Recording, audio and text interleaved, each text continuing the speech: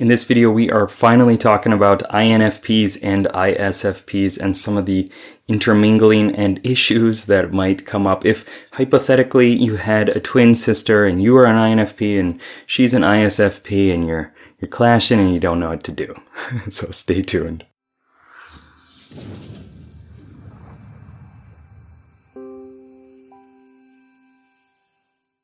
What's up, legend? It's Sherman here from Geek Psychology, helping you find your true character and level it up so you can play life better. Hypothetically, right? It might happen. You might be in this situation and you might be asking for support. So there are tons of different things to deal with, right? Within any intertype relationship. Even the same types have have a lot of struggles, right? And in this one, I can't say I've had like a really, really close ISFP in my life, though my sister-in-law is an ISFP and my wife's friend is also an ISFP. So like we kind of have our issues, good and bad, every once in a while. So let's kind of get into this, okay? So first of all, I'm going to use some gaming terminology. I'm going to use my terms, and I'll try to support it with some more standard ones too. But you have your dominant function, your hero, introverted feeling, which is, I call it as this resonating empath. And as you would imagine, a character who approaches life trying to resonate with things and see how it resonates with them is really in tune with, hopefully, what is going on inside. And like, does this choice feel good to me? Does it resonate deep within my bones? And looking at it on this scale of like to dislike and hate to love or whatever it is, like really assessing everything that you do, whether you're an INFP or an ISFP, this is your hero. And evaluating it, what makes me a good person? If I were to do this action, am I still a good person? Does it sit with me and who I am, my essence, my identity? And because of that, introverted feeling is a pretty dang slow decision-making process. First of all, the information has to go in. It takes the long route throughout the brain because you're an introvert, and it takes time, right? You're building on these subjective realities of yourself to understand, is this going to be something that I want to put out into the world? If I say yes to this, that means that I'm accepting this thing as also a reflection or resonance of my identity, right? And it takes a long time to do that unless it's something that you've already made a firm, concrete, solidifying decision about. And those kind of decisions, like, is this good or bad? Do I like this food or not? Some of those, on whatever scale it is, we know those. We have those locked down.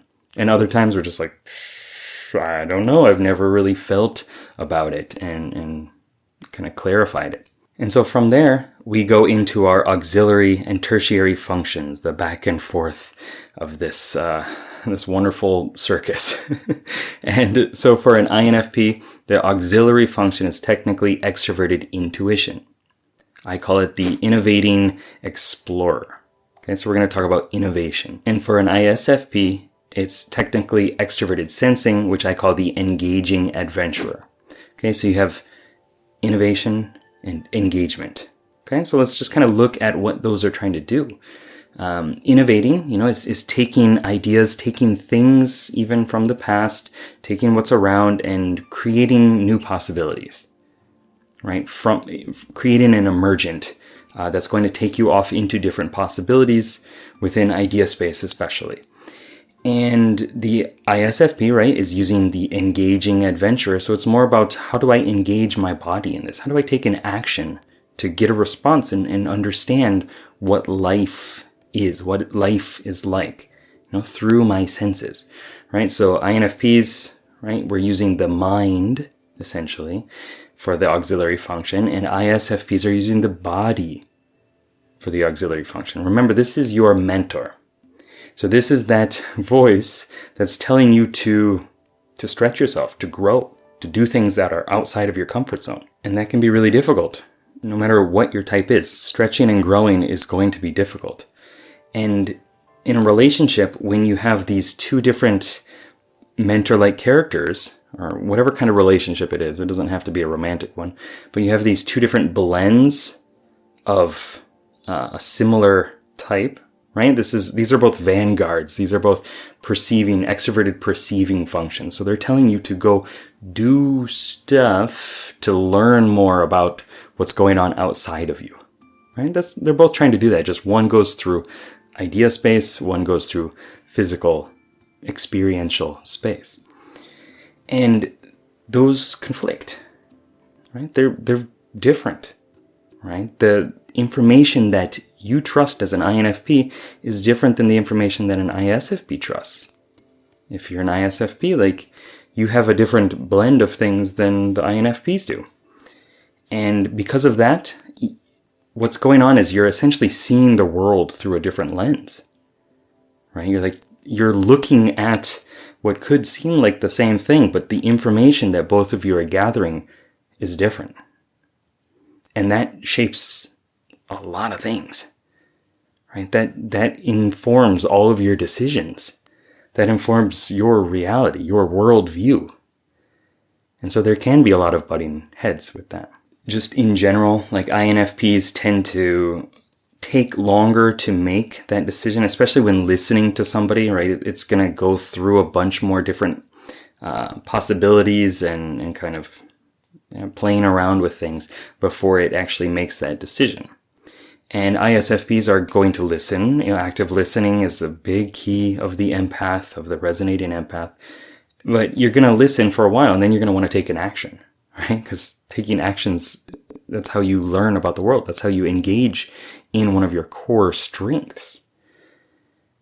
And it's very important that you do that. And it's very important that the INFPs also give space for that, as we would hope that you would do the same for us. And then from there, you have the tertiary function, which I call the sidekick. It's kind of this rookie, newbie-like character, right? It's there, you're supporting it, it's supporting you, and you're good friends, let's say, but it's not the one that's going to help you stretch. It's not the one that's going to help you grow and change.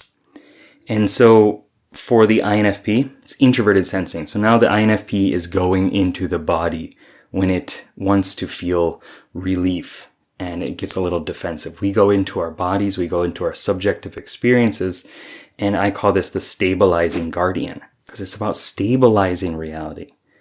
It's not the extroverted sensing engaging in new reality as it emerges and being one with what is happening, but it's checking in with your past and pulling from your past and likely saying, oh, that was something I did before, and then making a negative judgment on it and saying, like, well, now this is why I suck, right? Because it's got this kind of, its heart's in the right place, but it doesn't always get you to do what you need to do, right?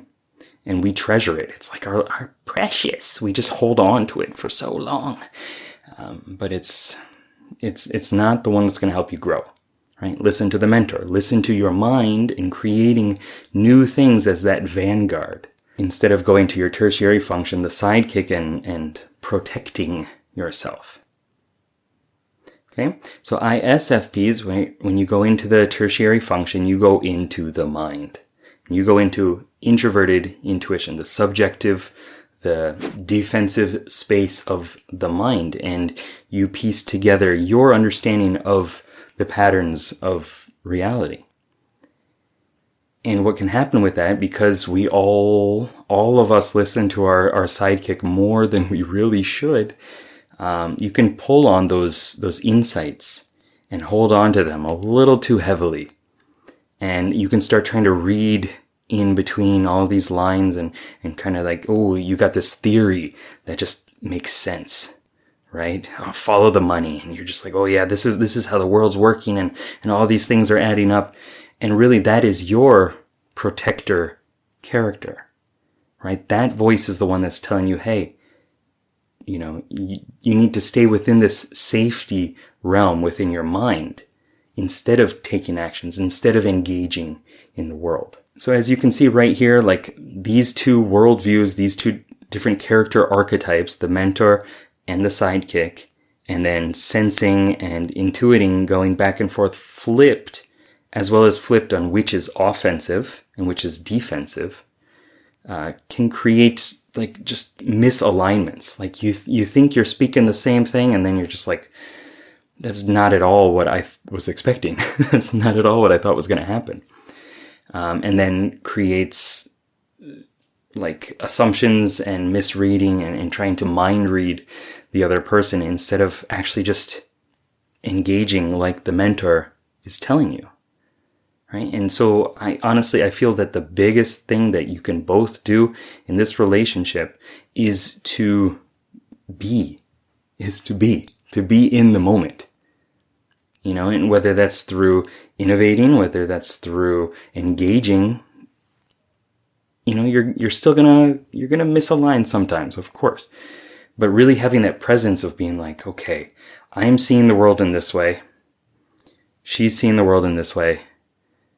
And we're both trying to get more information so that we can feel like good people, so that we can be aligned with who we are, and just honoring that and giving the space for that. And, you know, sometimes it's one-sided, right? Sometimes you're the one with all this knowledge about personality type because you've been studying it for so long and you've been digging into it. And the partner, the other person is, you know, they're not into the same stuff, right? And then you're like, well, how do I communicate this? And that becomes your burden. That becomes your responsibility because you're the one with the knowledge. You need to adapt to the other person. And you can't expect anybody to do anything to change and for you. Like it's all up to you. And I know that can sound kind of like a harsh thing, but I take it as like a courage building type activity. Like, okay, everything's going to be miscommunication anyway. It's up to me to be able to communicate in a better way so that this person can understand it. And I need to be the one to hold space for them to do what they're doing and to understand that, you know, they're approaching with a different character set. And then we go into the extroverted thinking, the inferior or aspirational function. It's the same for both of us. It's extroverted thinking, right? So this is the strategizing commander. This is about getting things done, taking actions, putting things into place, measuring them, delegating, and following that structure step by step to get the things done. And that probably just made you want to throw up in your mouth right there. Just like, oh, no, don't like that because it feels rough. It feels awful. Until you build rapport around that, until you actually understand that that's a part within yourself that also you're probably projecting onto other people, and the things that you don't like about your inability to create a structure for your life and take actions despite how you feel about things, you're putting that onto other people. And you're probably looking at, you know, the ISFP or the INFP, you're like, oh, you can never, you know, you never take the actions to control your life. And really, it's probably true, but it's also a part of yourself that you don't like within yourself. And so the one with the knowledge, you watching this video, unless you want to share it with your friend or ally or partner or whatever you want to call them, it's your responsibility to deal with that inner struggle, to build rapport with the commander so that you can better shape your life.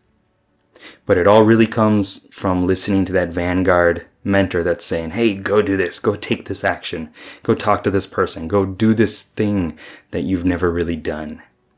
And the more that you two connect up, this is not something for this video, but the more that you two connect up with your auxiliary function, the more you're going to build a safe zone for your sidekick, your rookie, your newbie to grow and gain skills. Because that's what the seventh function does. That's what the trickster, the troll does. It's, you know, it causes havoc sometimes, creates these, you know, double binds and all these issues for other people and for yourself as well. But really, like, I know from my experience, when I do more physical things, it loops me into like just a whole better zone for myself, that mind-body connection, I suppose. Like doing taekwondo, doing kuksuan, breakdancing, skating, playing soccer, like those have all been things that have been really supportive in my development. Okay? And so for the ISFP as well, getting some more creative idea generation space and shaking things up just to see what happens is going to give you better pattern recognition within yourself, and also loop back to your extroverted sensing, let you take more action, and thus develop more of an understanding of who you are deep down so that you can live a better life. So I hope that this video helped. If it did, please like, share, subscribe, pass it around to all your friends, and I just want to give you a hug. I don't... Keep up the lifelong questing. Good luck, have fun. Peace.